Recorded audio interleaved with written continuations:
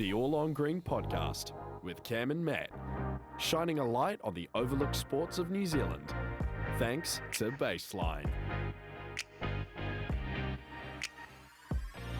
Welcome back to the All on Green podcast, where the wheel decides what question we ask. If it lands on black, we're going to ask a bit more of a sport-related question. If it lands on red, we go a little bit personal. If it lands on the infamous green, the podcast episode comes to an end. We'd like to welcome our guest, Greta, today. How are we this morning, Greta? I'm so good. Yeah. So you, How have you guys been? Oh, we're also, I'm pretty good. Cam over here is fighting back a coldness, but you know, man flu. I was going to say the common cold. Yeah, he's been Biggest a bit of a wuss, but we can power. I'm fighting for my life to be here. You guys should be grateful. Fighting for your life. Yes. Yeah. It's such a hard effort being a man. I've been on like my cold, deathbed for the past 3 days. Right. So, underwater hockey. Do you want to tell us a little about it? We Googled it and it caught us off guard. Yeah, so it is a bit of a rogue one. Possibly would call it a niche sport. Other people would call it a hobby. But basically it's played on the bottom of the pool, so you're flat against the bottom and swimming with a puck that's kind of like an ice hockey puck, and you have 6 on each team and up to 4 subs, and then you have different positions based on the formation you play. So New Zealand plays quite differently to Australia, to Colombia, France, etc., etc. So, we sort of just move around on the bottom of the pool, come up for air when you need it, and go back down and hopefully win. Because we were looking and we were so surprised at how small don't get me wrong, I guess when I think about it, a massive we get a lot of stick. do you run along the bottom with weights and a stick, new in that one. It is kind of a weird one to think about, but it's like flat along the bottom with a stick that's, I don't know, maybe 20 centimetres long, 30 centimetres long sort of thing. Is there still a goalie? How does the goal work? So I actually play the goalie centre switch. So I rotate through the middle of the formation, and the goalie is allowed to move anywhere in the pool. So it's not like, say, football, where you're sort of confined to that space. But you're still sort of sweeping at the back and cleaning everything up and redistributing it back forward to the rest of your players. So, yeah. Like for the pools, do they have to be like a certain depth? Like if you play in like different pools, like are they different depths, or like is there a certain like depth that they all are kind of like across the whole kind of? So in New Zealand, just like regional competitions, it varies. We've got, I think it's like 1.8 metres up in West Wave in Auckland, 2.5 in Wellington, then I think Jelly Park is 2. I don't know. But basically for international competition, it's between 2 and 3 metres deep. So last Worlds I played was 3. This year it was 2 or 2.5, I think, off the top of my head. So it does change the game. Like if it's a deeper pool, you've got that extra 2 metres, between the down and up to play.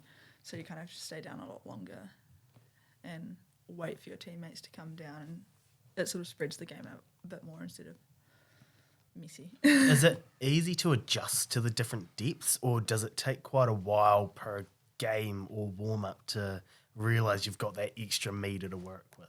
Yeah, so last Worlds in 2019, our coach got us to practice in a 3 metre pool. It was this tiny little slither of a pool, so we don't actually have any full-size 3 metres in New Zealand. But he was like, you might want to try it before you go overseas. So we did, and it was good, but it was quite challenging, just that extra depth, You have a little bit more compression in your ears at 3 metres, It takes a lot longer. You feel a lot less fit. And I remember I came back from Worlds and went to schools Nats as my first comp and first time playing since Worlds. And my coach goes, Greta, you're waiting for your teammates to come down, but they're already there. Because I was just so used to them playing with such, a lag time. So I'd wait, hold, before I pass. She's like, they're there. Now that you've got all the opposition there. So, yeah, it does take a bit to adjust to in that regard. How does the compression work on the ears? As in, do you get used to it, or are there tactics to get over it? Yeah, so I find it pretty fine now. I could sit on the bottom of the pool and not have to work on keeping myself down and all that sort of stuff. But I was trying to coach juniors the other day, trying to teach them to stay on the bottom and equalise their ears. I learnt so long ago now that I just don't know how to teach someone to do it. So yeah, I think, just the classic like blowing out your ears sort of thing and blowing out your ear while you're getting used to it and that sort of stuff. But eventually it does become habit. So.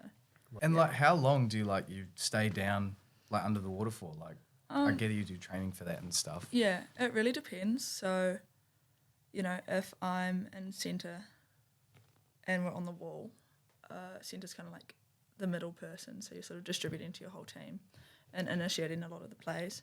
So I'd sit just off the wall slightly and I'd bounce up and down from the surface, waiting for the puck to come off or for my team to give it to me. So you have to time that pretty right, but I'm pretty up and down, whereas, say, we're going for a big swim, I might be down for half a length, full length of the pool sort of thing. So it really varies based on the play. I had in my head when we like researched this that I thought the puck had to like stay on like the floor of the pool. But so can you just pass like up to people? Is that like how it works? Yeah, so you can pass. That's sort of like a skill you might learn. I'm trying to think, maybe dribbling in basketball. Sort of thing. It's something that you refine and practice until it becomes habit quite easily. But it's not something that you can do when you first start. So you'd flick it and it can go, I don't know, that far, or you can go that far with that high off the bottom. It sort of depends how good your passes are, really. So, Is it much yeah. of a spectator sport? As in, like, it's got to be hard to actually see what's going it's on. definitely not a spectator sport. Mum and Dad have sort of despaired over that over the years. Oh, cool, you're playing hockey. We can stand on the side of the pool and just see a bit of movement. You sort of see where it is. And you're like, oh, go, go, go, go, go, because it's like right in the goal, and you're like, oh yes, you're not sure what's going down underneath the bottom, but you can see a bunch of players over there. But then when you get to a higher level, it's recorded. But again, it depends on the camera quality. So at the World's just been, no disrespect to the organisers, disclaimer, the camera quality was quite terrible. Right, should we I was take about to things away say- with the wheel? Yep. Take first spin. dear. It's always you, Cam. Okay. It's got we got to keep up with traditions. Oh, there we go. Oh, that is very very close to the green. That is red, I believe. it right beside the green, or am I? We're two off. We're two off the green. Yeah. So, personal-based question. Yep. So we have a couple questions because we need some clarification. Righto. What is the story behind Clifford the Big Red Dog? So I was Clifford the Big Red Dog on Facebook for quite a while. It was my proper name. So now it's just like a bracket next to it as a nickname. And it would be Clifford was the first name and the last name was the Big Red Dog. And that was because in second year I had exams and one of my mates, whose Facebook name at the time was Uniformly Distributed Load. We do civil, by the way, that explains the name. And I was like, oh, well, can you please help me with my exam study? Like, do you have the answers for this past exam? And he goes, yeah, mate, but for you have to change your Facebook name. So, okay. All right, seems reasonable. I'll change my Facebook name. So, changed my Facebook name. Couldn't change it back for 60 days. Didn't realise when I changed it. So I was Clifford the Big Red Dog for 60 days. That is Clifford the Big Red Dog. I do miss it. I think I'll bring it back next year. But yeah, it kind of caught on. Like, in person. Like, my older family friends would be like, Clifford? G'day, Bruno, how's it been? Or even just Big Red. That was, a classic. So That's still nickname, or is that Yeah, nickname worn out? I still get Big Red here and there. I still get Clifford. Got Cliff for a while. That was quite fun. So And we do have a follow-up question because I'm not going to lie, we had a little look at your Facebook to try and come up with some questions. And under the About Me, it says, all I know is I have a very unpleasant granddaughter. What the heck does that mean? so sorry. You should not have stalked my face. I actually can't take it seriously. My mates put me on a do not post on Facebook for like 2 weeks hiatus because I just post really rogue stuff for a while. This one stemmed from my mate Bo and I. We used to have a lot of fun finding old people's Facebooks and like the comments, and they all have like really random bios. So I had AKA the dad man, AKA the bank for a while. You know, I screenshot them and send her like this big album every time I find like a bunch of goodies, and she'll send them back. So that's where all I know is I have an unpleasant granddaughter came from, because I saw that and I was like, that's class. I'm taking that bio. You strike me as the sort of person that would go into community pages and cause some drama. What? These are viscous rumours. No, I'm more of a peruser of community pages, but I do enjoy seeing what happens because I'm from Nelson, so small town things, always so much drama. You do it under the subheading Clifford the Big Red Dog, and I have no idea who it is. Right. So do it gently one way and then throw the ball the other way.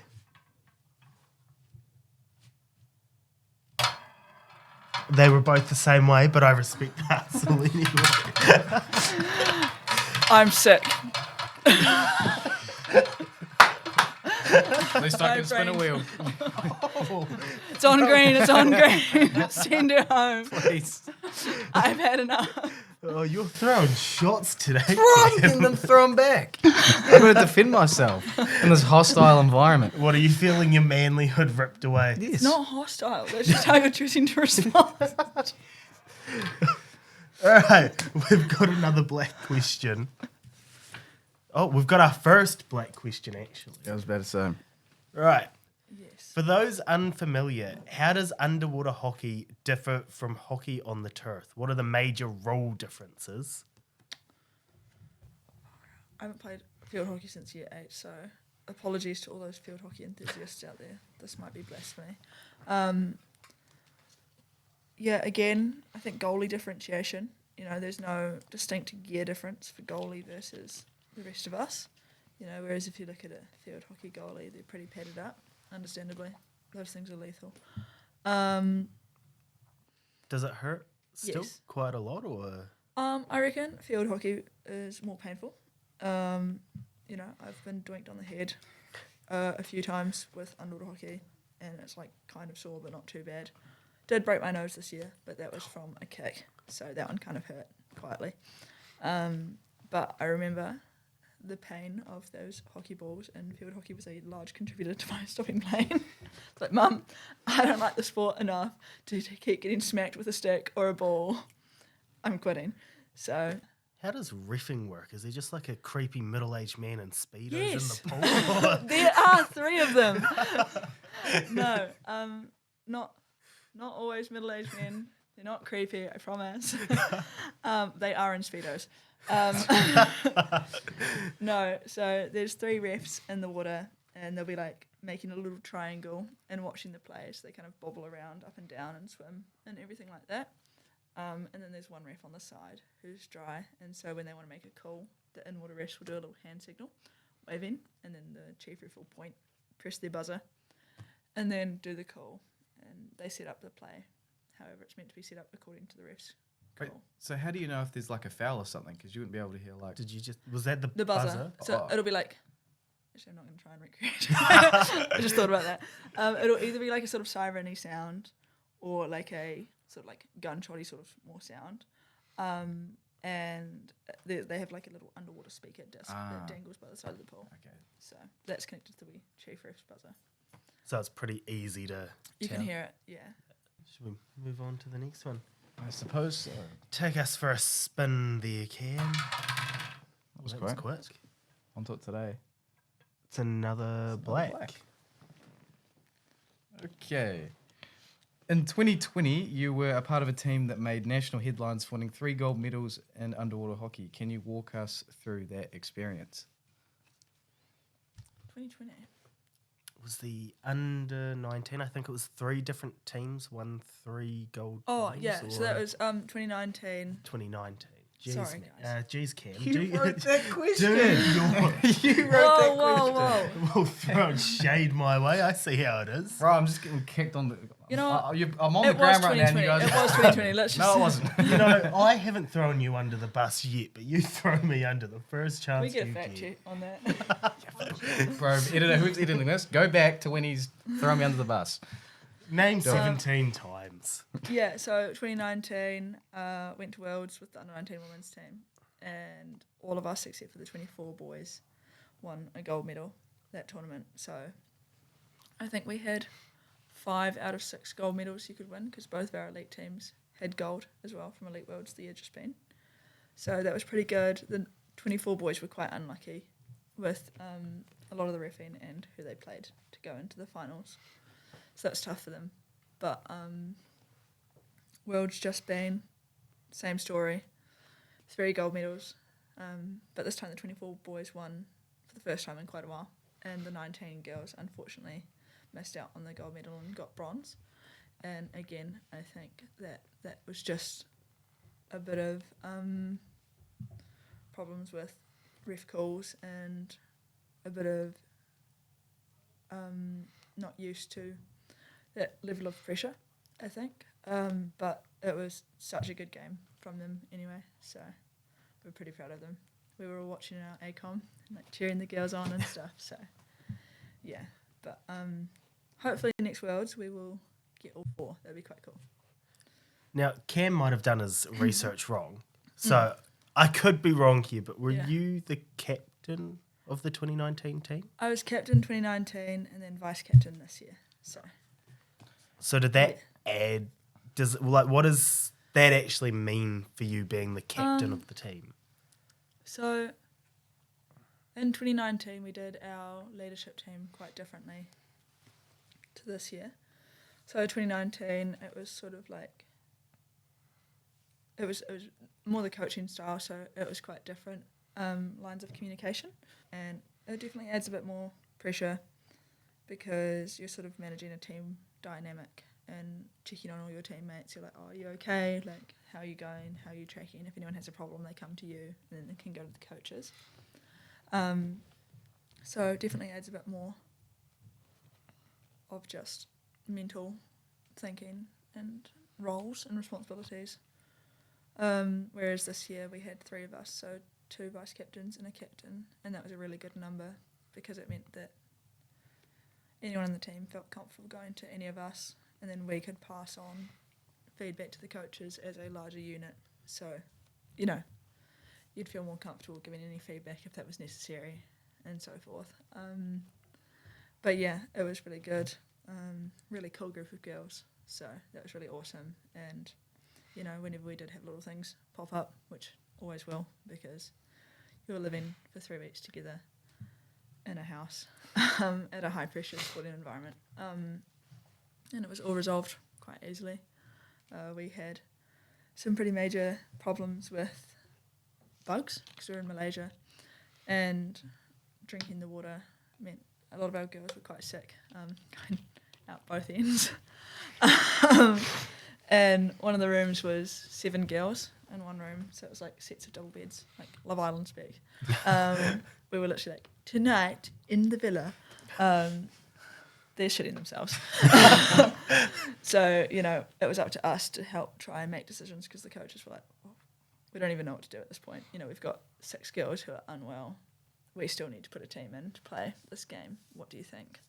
And so we'd help with that and isolating people and making sure people got rest and were eating their food and drinking enough water to deal with that sort of stuff. I was fine. I was all good. And then there was like a bedroom of 2 and a bedroom of 2, and like this side of the house was fine and that side got like wiped out. It went slowly down the room. Like it started on one end of the room and it was just making its way from bed to bed down the room. So the girls were like looking at it and being like, I'm next. Does New Zealand like normally perform well at like Worlds for the sport, like men and women's? Yeah, we're normally quite a strong country. We've won. We usually take out the under-19 grades pretty consistently. You know, a few here and there that we haven't. The 24 women's, I think, is becoming more consistent. We won last Worlds, and I think the Worlds before actually. Not sure on that one, but and then the 24 boys. made a comeback this year, and I'm sure that it will continue to grow because they're looking to be quite a strong group going through. But yeah, I think we perform quite well on the world stage, definitely. I mean, New Zealand does in all sports, right? You know, we're a small country, but we kind of punch above our weight in most regards. So are we like the country to beat, or if not us, who is? Yeah, I'd say we're in the women's grades. We're definitely the country to beat in age groups. Elite Worlds is a different story. That's more varied and can depend year to year on the countries because that has no cut-off age. And then in men's, definitely the country to beat in under-19 boys. And then the 24 boys, it used to be Turkey because they're a professional team. Like they get paid to play underwater hockey. So, you know, they're taking up the 24 boys grade for quite some time now. But So yeah. is it like big all over the world, like Europe, Asia? It's definitely growing. It's been pretty big in, you know, cool, pretty consistent countries. New Zealand, Australia, South Africa, and then, you know, US has got teams. Great Britain, France. France is a really strong country as well. You know, and then the other European countries, it really depends year to year who might come through. Oh, and Colombia's huge for hockey as well. But then it's growing through Asia now. So they've just had the Southeast Asian Cup, and Malaysia obviously hosted the Worlds. And, you know, in South America, they had Argentina last Worlds, and they've got their Colombian 3v3 tournament and stuff. So it does grow. It just sort of depends year to year which country has enough players to send for the countries that aren't as consistently competitive. We'll take it away, man. What do we get? Oh, That's quick. is... I have no idea where it is. It's red, I think. Is it red? There we go. It's a red. I've noticed you've also done surf life saving. Yes. What drew you to that, and how did it shape your experience in and out of the water? So I started surf lifesaving when I was 5 or 6 with little nippers, as a lot of Kiwi kids do, I think, at the beach. You go along and play beach flags and beach sprints and board and swim. And to be honest, my whole life I've been very into water sports. Did competitive swimming when I was little, water polo, you know, you name it. I enjoyed it if it had water involved. So I loved surf lifesaving, and then I got older and became a lifeguard, and then learnt what IRBs are. So for those who don't know, IRBs are the inflatable rescue boats, the wee orange things. That makes And so much sense. it's... Sorry. Take your time. It's okay. Yeah. Wait till you find out about RIBs. So with that, I got my crew and my drivers, and I decided that I really liked going fast and in a semi-safe environment, and enjoyed jumping the waves. So I started IRB racing. And What does that stand for? wait till you get this. Shut up. No, so I loved IRB racing, and it was a lot of fun. You've got to take away our final spin. You've got this. I mean, that's actually a new way of doing it, to be fair. Oh, that was very close to green. Right. All right. Black. Is that all me? Underwater hockey isn't something you hear about every day. How did you first get involved with the sport, and did someone approach you, or how did you find out? So I used to live in Auckland, forgive me, in my youth, and then I moved down to Nelson when I was like 9 or 10, and I played water polo up there. Moved to Nelson, they didn't have water polo, but they had underwater hockey, and so my sister went along and chose the sport that we were going to do. It was between canoe polo and underwater hockey. My best mate actually plays canoe polo. That's why we get along so well, new sports. And she went along, and Mum said, I'm sick of taking you to so many different practices. You can go play the same sport. I was like, all right, fair enough. So went along. Mum bought all my gear for it. So not a cheap endeavour, bit of an investment, if you will. I decided I didn't like it. I had a tantrum. Like, I was year 6. Don't hold it against me. So I was like properly fists on the floor. I don't want to play this sport. I hate it. I hate it so much. I'm not going. Mum goes, tough. I've bought you a gear. You're going. You can play for another year. That's all there is to it. Stormed off, went to hockey. Decided that I liked hockey. I was like, so yeah, that's sort of how it started. It was a love-hate relationship. You know, decided that I liked it.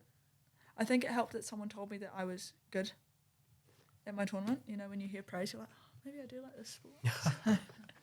I think that might have altered it. But, yeah, no, I decided that I liked the sport. And Mum was happy. She didn't have to take me to different practices. So we were all good. Yeah. And you're glad that you stuck with it now? I'm glad that I stuck with it. You know, thank you, Mum. Shout out to the day one. Does she remind you quite often that... Yeah, we laugh about it, you know. We'll be like, do you remember that time that you threw a tantrum about playing underwater hockey? And now you want to try. Righto. Yeah, no, so that's how it should be. Exactly. Well, that is all the time we have for... Wait, hang on. today. If someone wants to get into underwater hockey, where do Well, they... if you want to get into underwater hockey, we have it at 4:15 on Sundays at Jelly Park. So maybe hold fire until the summer has finished and all the students are back, because there will be a lot more people. But we'll all be at the pool and we'll teach you how to have a go. And you can come along and join us. And it's quite Just fun. turn up, then you can be Just a turn pro up. just like you. Yeah, and you too can be just like me. Yeah. Yeah, I would pay good money to watch you try that, Cam. Right, we good. The next podcast See how long I held that- is see how long I held my underwater at the breath pool. Yeah. I've got a proposition. What's the proposition?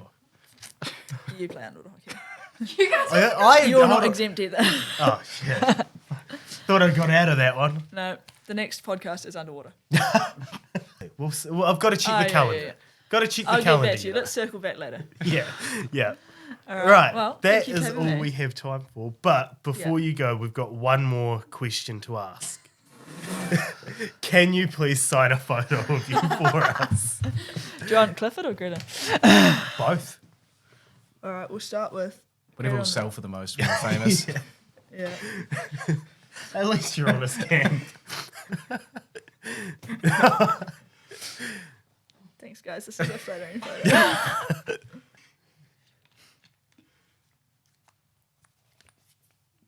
Awesome.